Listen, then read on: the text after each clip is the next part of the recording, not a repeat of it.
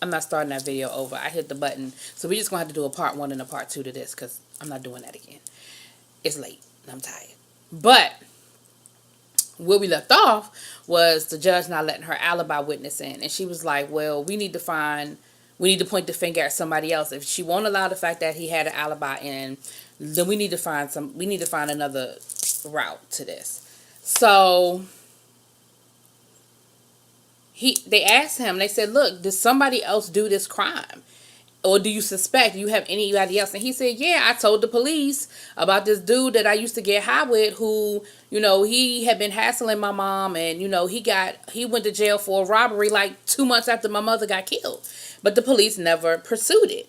So come to find out, they go and visit the guy in jail, and his alibi doesn't check out. And the guy sort of incriminates himself by saying, yeah, I have an alibi between the hours of 2 and 6, so I couldn't have done the crime. And Gwen was like, that's funny because that's a very specific time frame, and I never told you what time his mother was killed.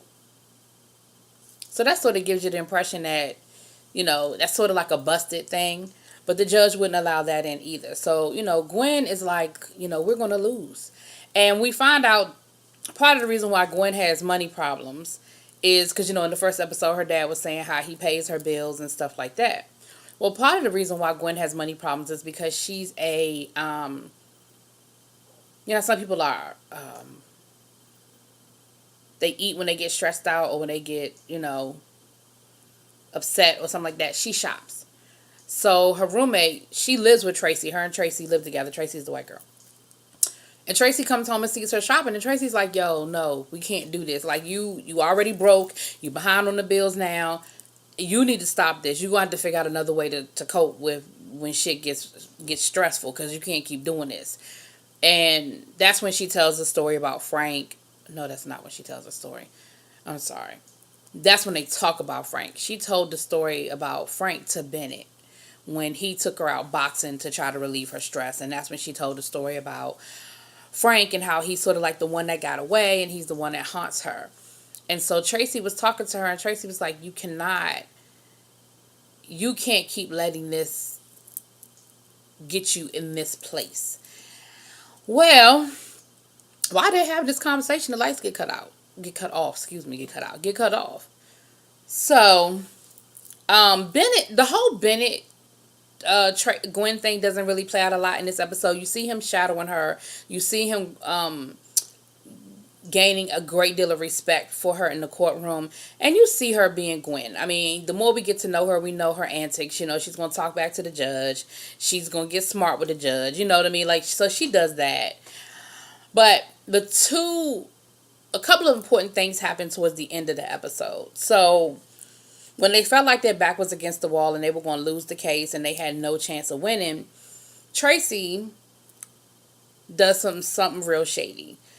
Tracy purposely eats in the cafeteria. She gets the rookie eats with her, trying to eat lunch with her and get to know her better. But Tracy just uses her as somebody to talk to, and she purposely sits near one of the jurors, and she has a conversation with the rookie about all the things that the judge wouldn't let in, and how our client is innocent, and we're so frustrated because he's going to be convicted and he's going to go to jail for something he didn't do, and the judge just won't let us present all of our evidence. Well, the juror is sitting there. The juror heard the whole conversation. The juror gets up and walks off. Here's the problem, though. The judge that she's sleeping with, I wrote his name down. Judge Dawson, thank you. The judge that Tracy is sleeping with, we saw that in the first episode, that, they were playing role play and all that good stuff. And she's sleeping with him. He witnessed it. He overhears the conversation and he sees what she did. And you see his face, so you already know that he got a problem with it. He ain't really feeling it. Like, he tripping right now. We go back into court. She gives her summation. And it was a good summation. The prosecutor gives her summation. Come to find out, he's found not guilty. And it was like, miracle out the hat kind of thing, rabbit out the hat, miracle situation or whatever. The Judge Dawson actually comes in and sits in the back of the courtroom to witness what happened, to see what happened. So, not sure what he's going to do about it. So we cut to, they celebrate, they're up on the roof, all of them smoking weed, including the boss, and the rookie is like, yo, this is crazy, like I can't believe y'all standing here smoking weed, and the boss is doing it too. But they get her to smoke a little bit, they get her to, and of course she did it in her own prissy little way. So Bennett, he tells her, look, I'm so in awe of you, congratulations, meet me for dinner tonight, I have something I want to ask you. Well, in her mind, she thinks he gonna ask, should they date, I guess. She thinks that that's the road he's going down. Of course, he isn't. So, the last two things that happen. Tracy shows up at the judge's chambers, Judge Dawson, and she's doing her whole, sexy, hey, judge routine. And he's like, nah, I'm not really feeling you. Like, he got an attitude. She tries to kiss him. He's like, don't kiss me. And she's like, okay, we don't have to kiss. And she's, she proceeds to continue to get undressing and undress him. And he tried to play, mad and all that shit. But I think he thought about it, and I think he was trying to figure out, okay, should I let her know that I know what's up and end this here? Or should I go ahead and get me some and then let her know what's up? Or should I go ahead and get me some but hold this little rabbit in my hat, in the back of my head? Excuse me. Looks like he chose door number 2. So he proceeds to have sex. They have some rough sex, And in the process, Tracy accidentally calls Gwen. Gwen's at the restaurant waiting for Bennett. She picks up the phone. She hears them having sex. And she hears Tracy say the judge's name. So mind you, up until this point, Gwen knew Tracy was messing with somebody, but she didn't know who it was. And so at this point, Gwen is like, oh shit, she's sleeping with the judge. But Bennett walks up, so it really ain't a whole lot she could do about it at that point. So she hangs up the phone. So then her and Bennett are eating, and Bennett, he gets her first edition of Zora Neale Hurston's Their Eyes Were Watching God, and she talks about how Zora Neale Hurston is just her, her guru, her everything, her role model, her everything, and that's her favorite book. And because the main character in the book lives her life by her own rules and with no apologies. If you've never read Their Eyes Are Watching God, pick it up. Pick it up now. Like, do not walk. Run to the library, Amazon, download it, whatever. Read that book.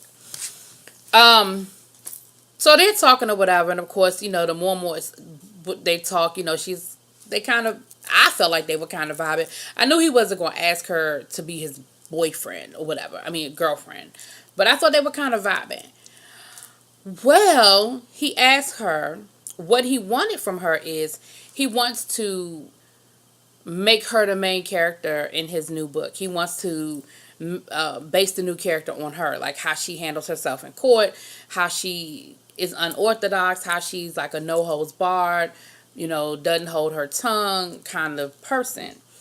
And she was just like, okay. And they get to talking a little bit, so she agrees to that. Then all of a sudden, this chick walks up. And, she's like, yeah, baby, I got done early, and I thought I would just meet you for dinner. And, Bennett stands up and hugs her and kisses her and stuff. And then he turns and he introduces her as his fiance. And that's where the episode ends. So, it was a good episode again. I think that we've come a long way from that pilot, because I do think the pilot was it didn't really, it laid the groundwork. Last week's episode was, I thought, phenomenal with the case of the week. This week's case, again, I think showed that whole interrogation process. It showed how, the police are allowed to do a lot of things, and you need to be mindful of that. That's why people ask for a fucking lawyer. Like, don't sit there and talk to the police for 19 hours without an attorney. Like, that's crazy. Because if the police are keeping you like that, you're the suspect. Like, you are the suspect. That ain't no, oh, we just want to get some information from you. They're keeping you there for 19 hours without giving you the benefit of food, drink, and all that other stuff. You better ask for an attorney and sit your ass there and don't say another word till somebody show up. That's the moral to that story. But it happens, and it happens a lot. And like I said, I've been guilty. Y'all have probably been guilty of saying, well, they confessed. Why would somebody confess to something they didn't do?